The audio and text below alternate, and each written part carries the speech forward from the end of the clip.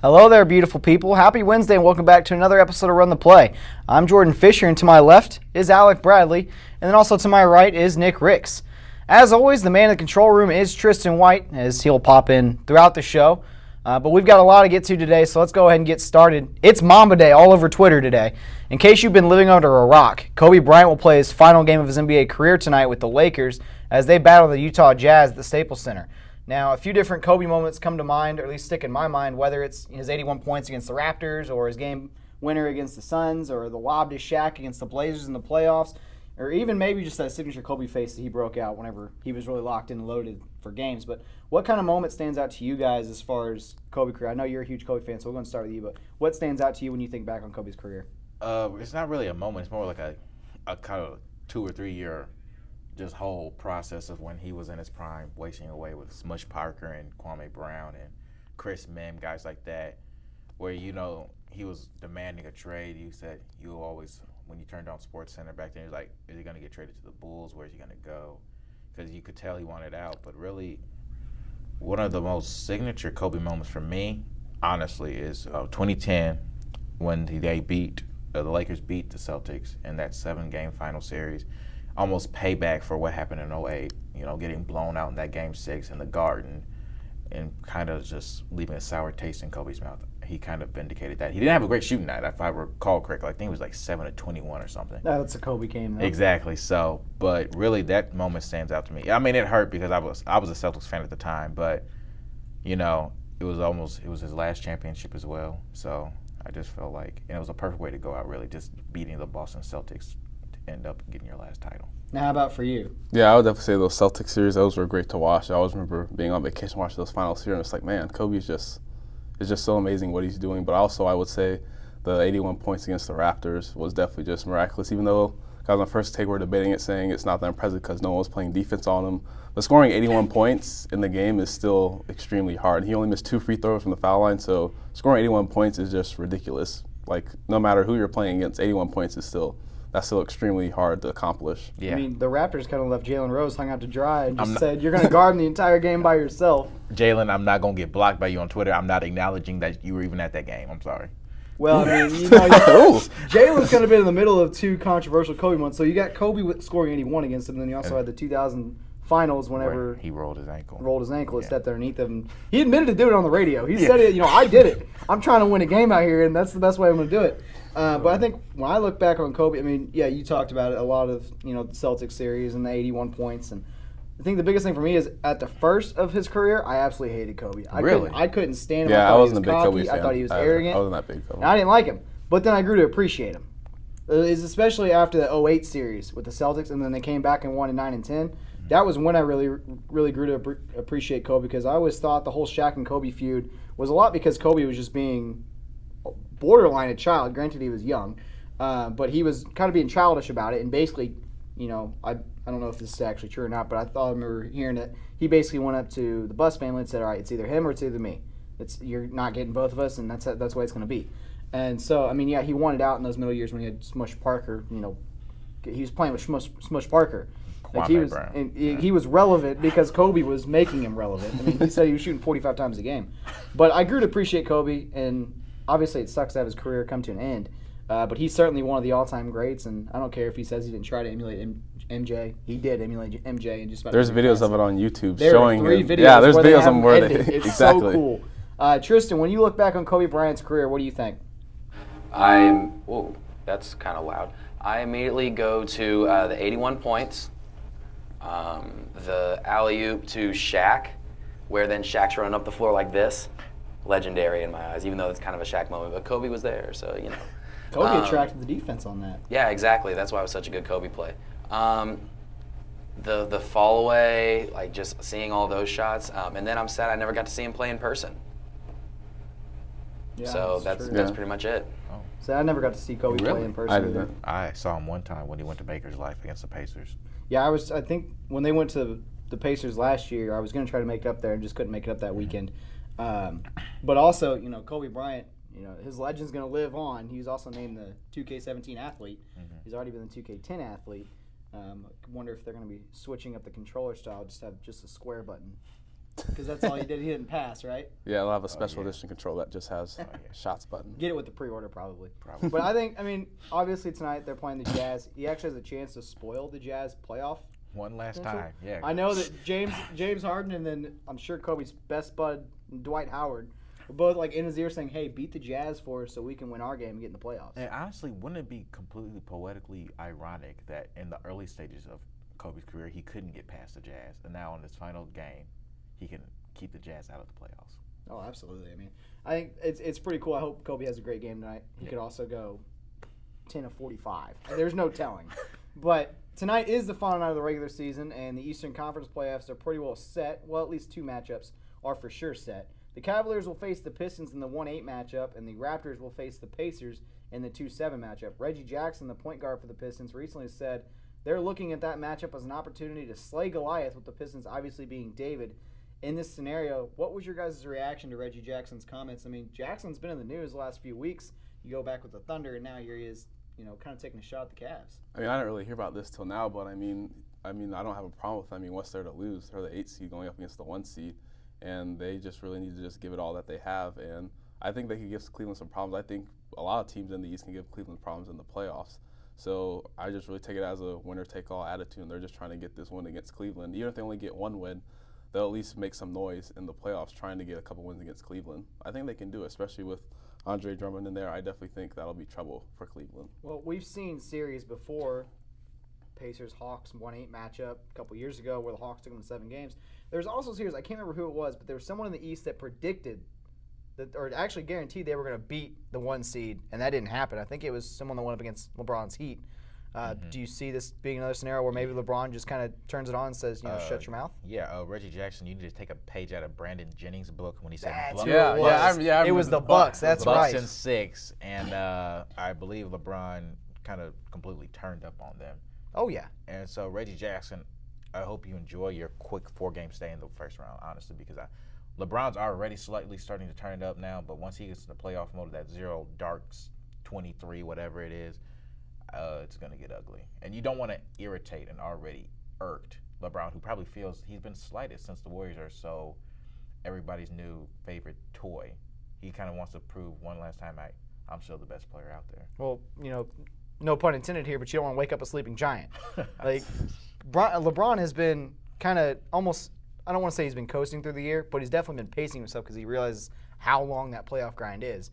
And so with him being healthy and Kyrie being healthy and Kevin Love being healthy and now Tristan Thompson getting the starting position at center, this could spell trouble for the Pistons. I mean, yeah, they have Andre Drummond, but if the Cavaliers really wanted to, they could just do hack Andre the entire game, and he'd probably only shoot 30% of his free throws, and all of a sudden Pistons can't score anything on offense, and the Cavs can do whatever they want. Yeah, that is true. That's true, definitely. And with LeBron, it'll be interesting to see him going back to Detroit for the playoffs. When the first time he was in Cleveland, I believe he scored the last 8 to 10 points. Something like that. He scored the last about 10 points in that game against the Pistons and got Cleveland win. So it'll definitely be interesting to see LeBron go back to Detroit in a playoff setting.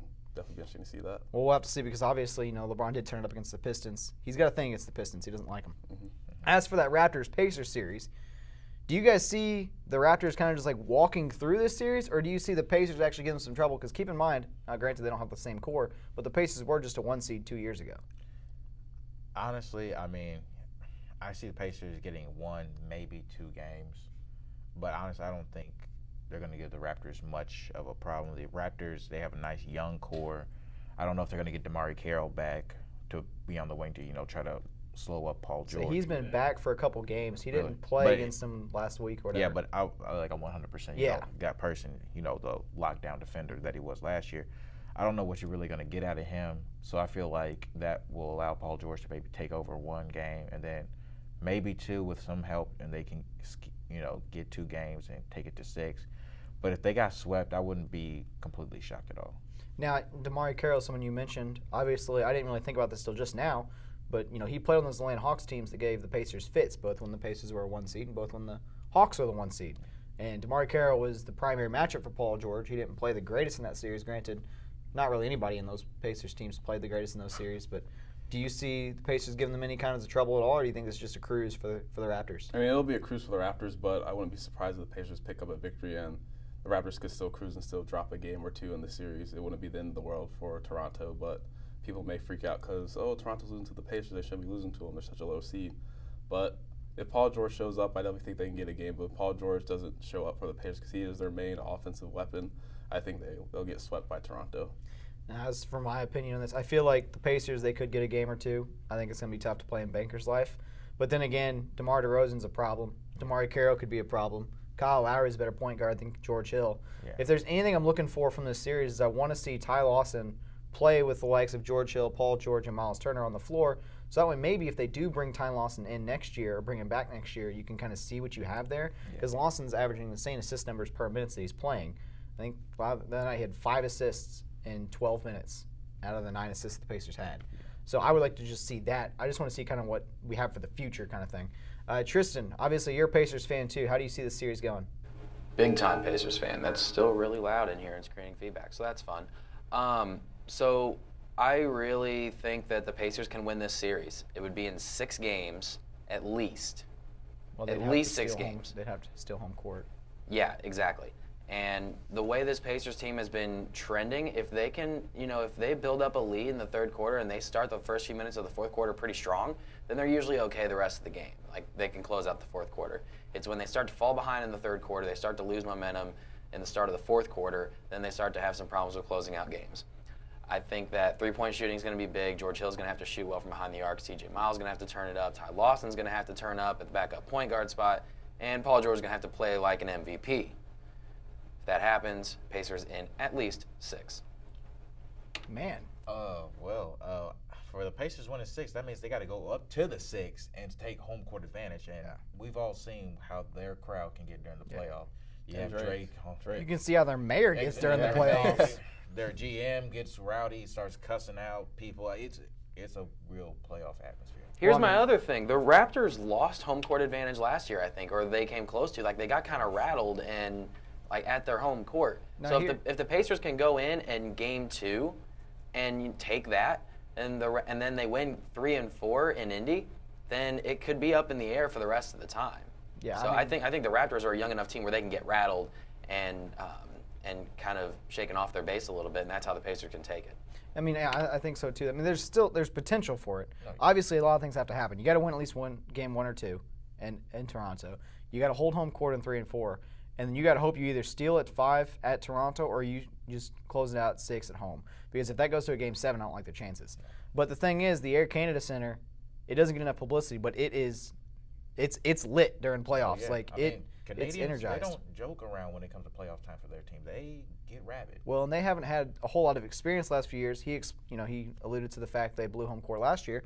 That was also their first year in the playoffs since the Vince Carter era. Mm-hmm. And so, not an incredibly experienced team, but a team that went through that and they still held on after losing home court. Yeah, definitely. I think Toronto's definitely learned from that last year, being in that intense playoff series.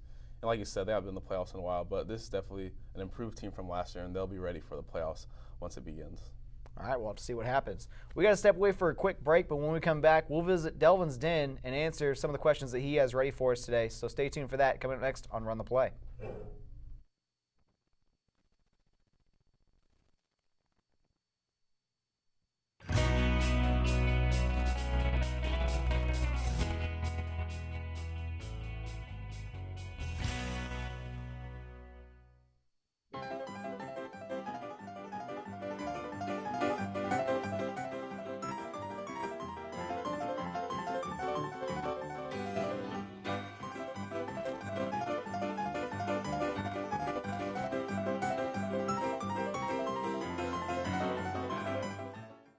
Newman Catholic Club is a great way to get involved at USI. NCC aims to assist students in continuing their religious journey throughout their college career. Newman Catholic Club provides students with great opportunities to meet new friends and grow in their faith through their weekly meetings, masses, and service projects.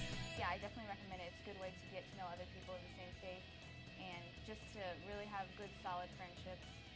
Newman Catholic Club, where hearts speak to hearts.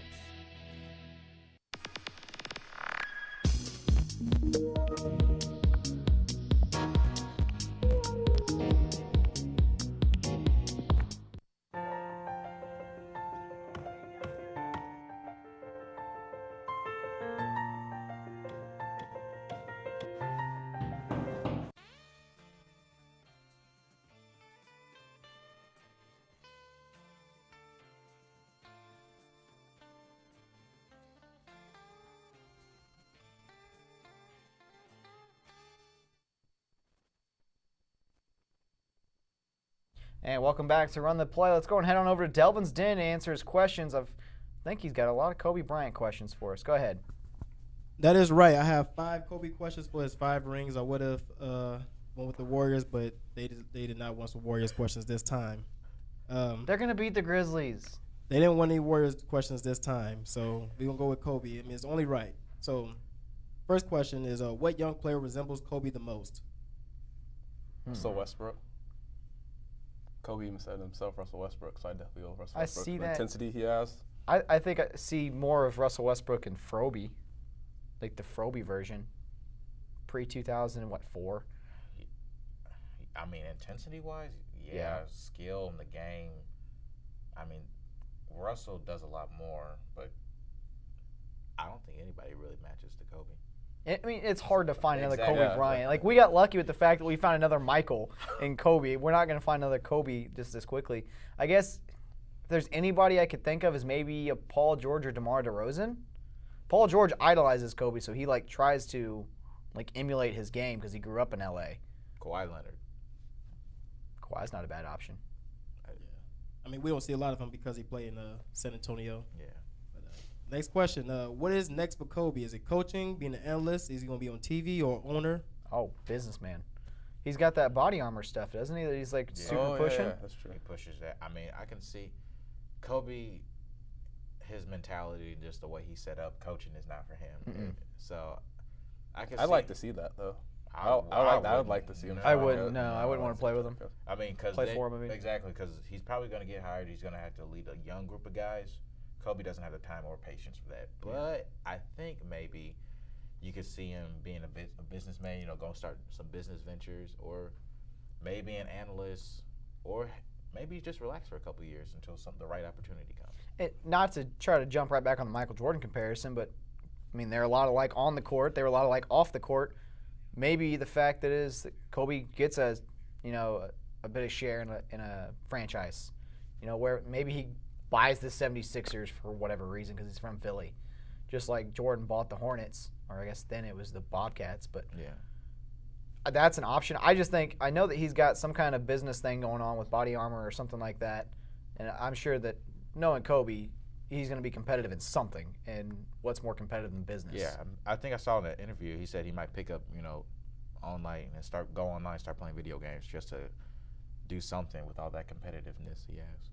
What team he's going to play with on 2K No, he said after this season? No, he said he would Isn't like he a big FIFA guy or something he like would play. that? He Yeah, said he yeah. likes He soccer, said he would play FIFA, Halo, stuff like that. I could actually see him buying an English club. Now that I think about it, an English or an Italian club for soccer, because he's a LeBron big has- soccer doesn't guy. LeBron have share in Liverpool? Yep. Yeah, I think LeBron has so, share in Liverpool. yeah. So, yeah. Next one. Will Kobe's 81 record be broken? Well, it technically is broken, but Wilt Chamberlain twice. No, the second one, but I'm talking about the 81. I know, but Wilt Chamberlain still has the top 2 scoring performers, doesn't he? Kobe's Kobe's gotten the third? Kobe's I'm talking gotten about- the closest to it. Kobe so. has the 81. You saying is anybody Anybody going gonna to get past 81? Get past Yes, Kobe's? yeah. The way the game is set up now, no. I mean, unless Unless Steph Curry goes Yeah, like I'm 10 of saying Curry. 14 from 3 and then gets a bunch of free throws, then maybe. Yeah. that's the only So way. is it I yes or guess- no? Yeah. Not for a while. It's just not so for a it's while. so hard to score 81 points. I mean, You you literally have to shoot the ball like 45 times. And I think he had 50 attempts in that game. Yeah, somewhere around there. I mean, you literally have to. Someone take might do it over. in the All-Star game, where they Even don't play any then, defense. that's it was- hard. It was hard. Yeah. And even Paul then, George people couldn't don't do want it. that record to be broken. We've seen it 2 years in a row now. But Yeah. they just don't want it to be broken for some reason. Paul George was broken. Next question. Sorry, bye. Can't even read his question. I skipped questions, so I was trying to figure out. Oh, okay. Who had a bigger cultural impact, Kobe or Shaq? Cultural impact? Cultural impact.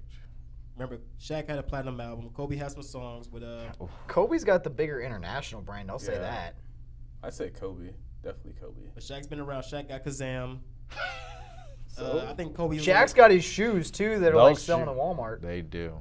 But I mean, his he shoes. those he Reeboks? actually his actual Shaqs. Shaq Like no, knows. like he's actually made like a He lot had of money and helped a shoes. lot He had of his own kids. clothing line. I mean, Yeah, but was that more popular than Kobe's shoe line? I don't know if it's more popular, but I, think it's but more Shaq, impactful. Yeah, I mean, Because Shaq's- Shaq has helped a bunch of like, I don't want to call them underprivileged youth, but kids that couldn't Kids who afford can't the afford the $150 Kobe's, pair of shoes. So I I think mean, these Shaqs they are, equally. I mean, it depends. If you're, I can say both of them had an impact because Shaq is still. I mean, like we talked about like a couple weeks. Shaq was on WrestleMania. That's true. I Yeah. don't He's, see I Kobe think being he's on the bigger WrestleMania. public Yeah. figure, if that's what. Because Shaq is on TNT. He's got rap videos. We already know he's Shaq's more, funny. and- Shaq's more like fun and open. Wasn't Kobe's more didn't Shaq also serious. be a police officer for a day? yeah. Like, He was a sheriff. He was a sheriff. yeah. So he's gonna He do got that fired kind of because stuff. he said something about Kobe. He's just got that personality. Kobe's Yeah. got that almost Shaq's more introverted. Yeah, Yeah, Kobe's Shaq's more more open. stoic, more to himself. I don't know. They both have a huge have helped impact. out the world. That's four. That's 4 rings. Not a Boston game. Which number should the Lakers retire? 8, 24, or both? Both. Both. And why? You should make 2 statues too. 2 statues. 2 statues. One for 8, one for 24. You have 2 different kind of emulated shots. That's. I mean, I don't know about that. yeah. I mean, I don't know about that. That's like You didn't. Michael no, Jordan's you had got me at the 23. both jerseys, but not That's the because 2 Michael statues. Jordan didn't play for 6 years and 45. He didn't play for. He played 1 game wearing 12. I'll just put the 24 up there. I'd want. I'm I'm talking talking about I for the just want statue. I'm not talking about the 24. retirement. I want both up there somehow. I mean, 8. Honestly, that's my favorite version. I know a lot of you guys. Froby, that was. Froby was fun to watch. I like Yes. 8 more, but I think 20. I remember 24. I mean, more. 24 is the grown up. We've really grown up. But to start out, Froby, that when I was a kid, I would rush when I played basketball. I would rush for that 8 jersey. So both of them hold something. I'll say here's an idea: put both numbers in the rafters as far as a banner goes, and then maybe just put a blank statue, or maybe have the front side statue where an 8 and the back says 24, something That like works. that. Tristan wants to comment on this too. Tristan, what do you have about this Kobe Bryant numbers thing? Retire both jerseys. And then I was actually just thinking about the statue thing as you said it. If you only retire one and not the other, like if you just retire 8, you're leaving out 2 championships he won wearing 24. If you just retire 24, you're leaving out 5 division titles that Kobe won wearing 8. And he won, 3 I think, 2 or 3 with 3 what? championships. I'm saying division titles. I'm talking about during 8. When he wore 8, he won 3 championships. Yeah, he won too. 3. He won 3 championships with that. So I mean, you're leaving out significant parts of the Lakers' history if you retire one and not the other. So I think they got to retire both.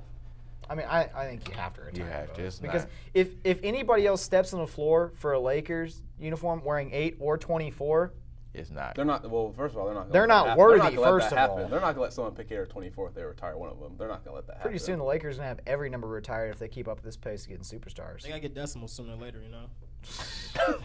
24.2. 24, That's all I have, 8.24. because that's how many rings Kobe have. I want to ask this Warriors question, but I'm gonna just leave it. Go ahead. No, What's ask your it. Warriors No, question? ask Go it, ahead. ask What's it, your ask question? Ask a question. Do you guys like Steph Curry's beard? Because I don't. Is he even truly a beard? It's it's a not- little it's not a goatee big thing. beard. assassin. Yeah, it's not really a beard. I can't believe. I thought you were gonna ask a real question. Yeah. You shouldn't have asked man. that. Now that I think about it. No, that's all I have. You could have kept that last question to yourself. Yeah, Y'all wanted it. I said no. I thought it was a real question. Oh, no. Is he still the baby-faced assassin? He's No. Wardell Curry. Yeah, he's evolved. Oh, okay. Okay. He got some berries from the forest out in the Kanto region. Okay, Stuff like that, remember that? we're gonna go ahead and step away for a quick break so Alec can explain was to us better. what in the world that means. But when we come back, we'll discuss some coaching changes that are on the fringe, and then also some 76ers highlights that we're gonna talk. Believe it or not, stay tuned for that. Coming next on Run the Play.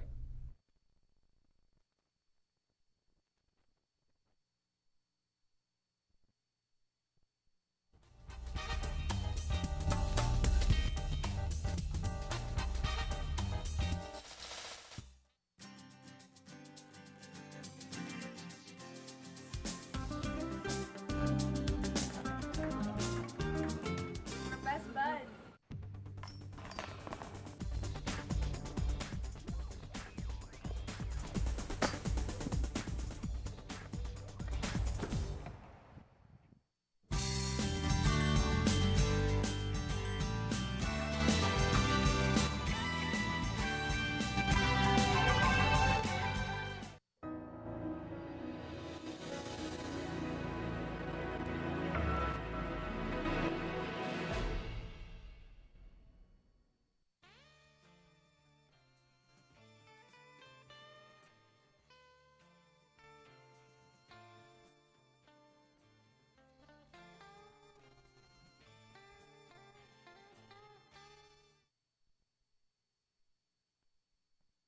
George Karl was on the hot seat for what seemed like all year long, and now it appears he'll be fired tomorrow once the season's actually over. Scott Brooks and Mark Jackson have both been names that have been rumored to have interest in that job, but the coaching search has not officially begun.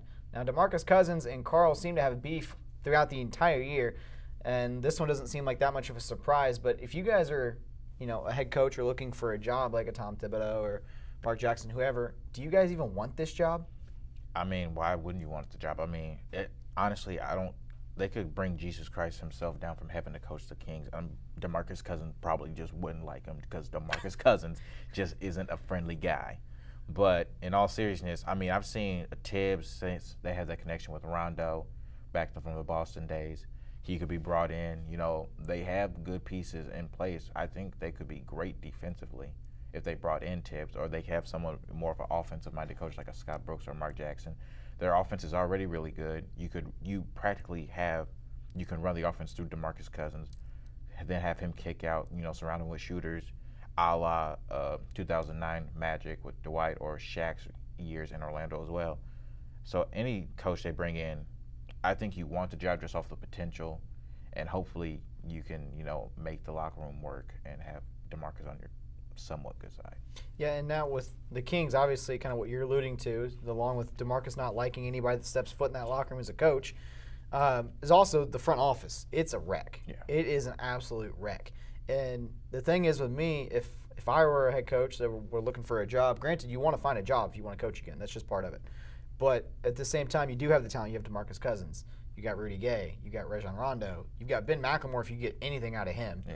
You've got Willie Cauley-Stein. They've got decent pieces. Seth Curry. They got Seth Curry. Seth Curry is going to be the next MVP. But I'm kidding, of course. But there is a lot of talent with this Kings team. Now, it's a matter of fact, if you got to get DeMarcus Cousins on your side. And obviously, beginning of the year, when they hired George Karl, he tweeted out the little snakes in the grass thing because the whole thing happened in Denver. So it already wasn't good from the start.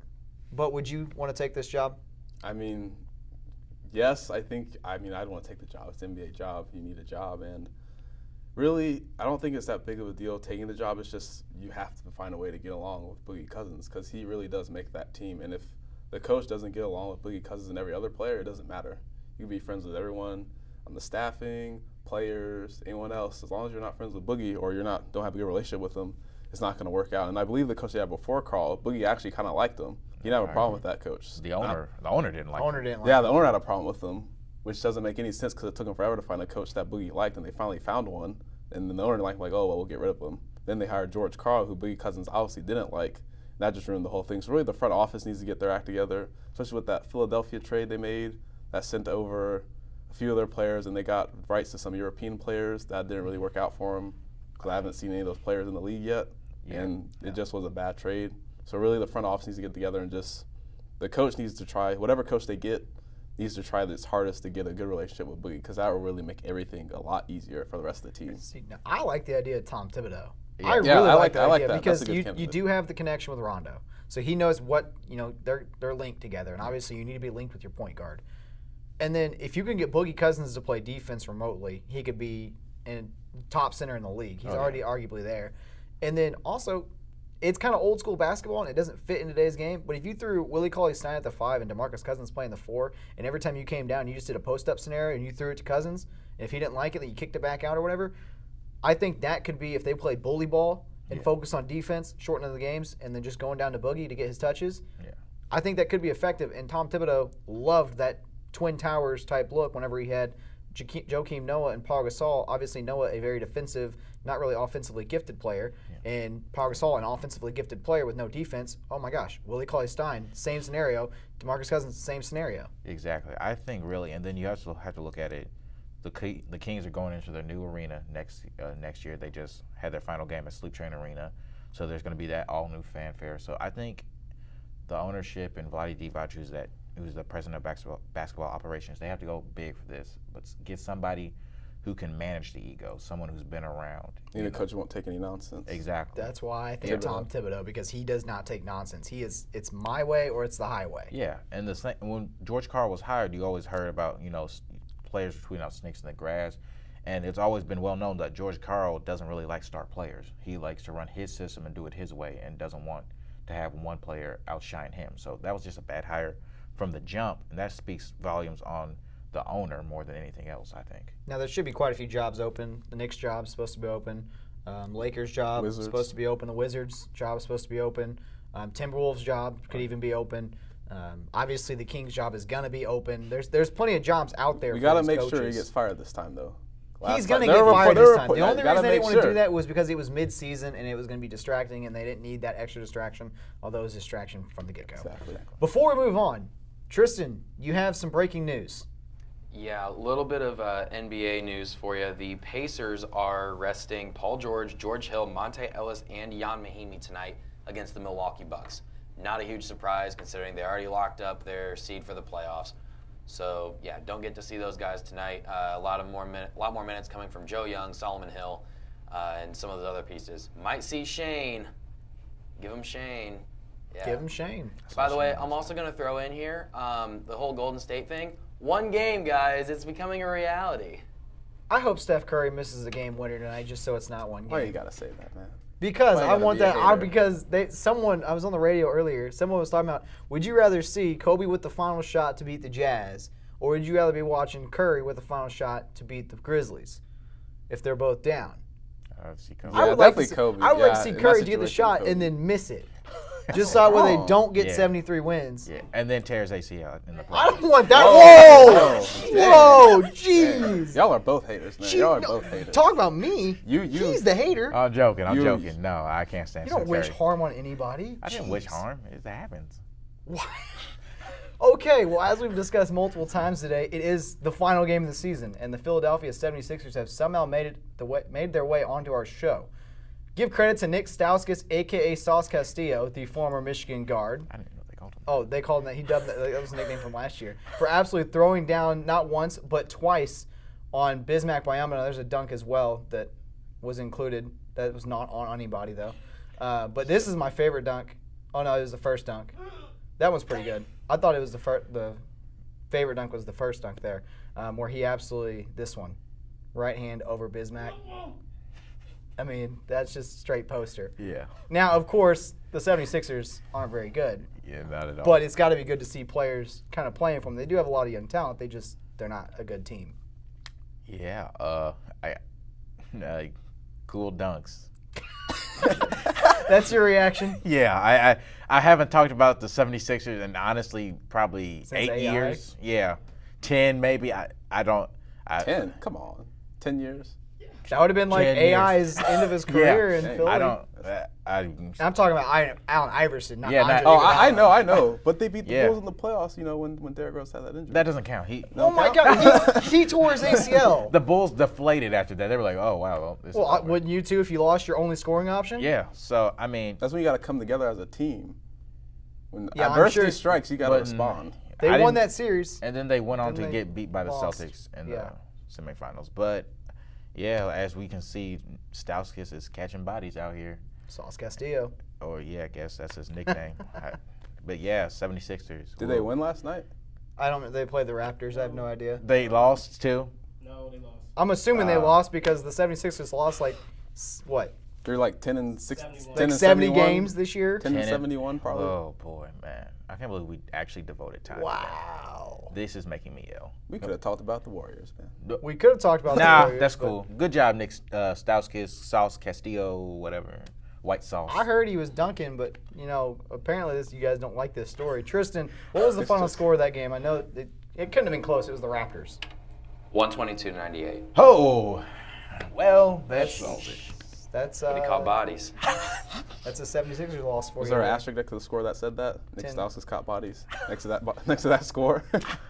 I mean, he at least made a couple of highlight plays. He made Philly proud. He That's made gonna Philly make proud. that. Actually, That's you gonna know make what? the mixtape. For We the did season. talk about the Sixers earlier this year when Jahlil Okafor was punching dudes in Oh the street. yeah, that's right. I don't know if I That's was right. there for that episode. I don't know. If You I was might there not for have that. been. No, It was early in the year. early. Whatever. That's okay. It wasn't even on the court. No, It that was even off the court. So yes. that's really count. That was the point. That's Yes, it. that was off the court because they got guys like KJ McDaniels that came on last year with the Sixers. So it's whatever. They're terrible. That's all we have for today's show. Now remember, you can visit our YouTube channel if you missed part of the show, or you just want to go back and watch old episodes. Just go to YouTube and then search SETV12 for Alec Bradley and then Nick Ricks. The man in the control room, Tristan White. our floor director, Delvin Pennington, who joined us earlier, and everybody that makes this show entirely possible. I'm Jordan Fisher, and we'd just like to thank you for tuning in today. And we hope to see you back here again on Monday, same time and same place for another episode of Run the Play. Warriors going to get that win.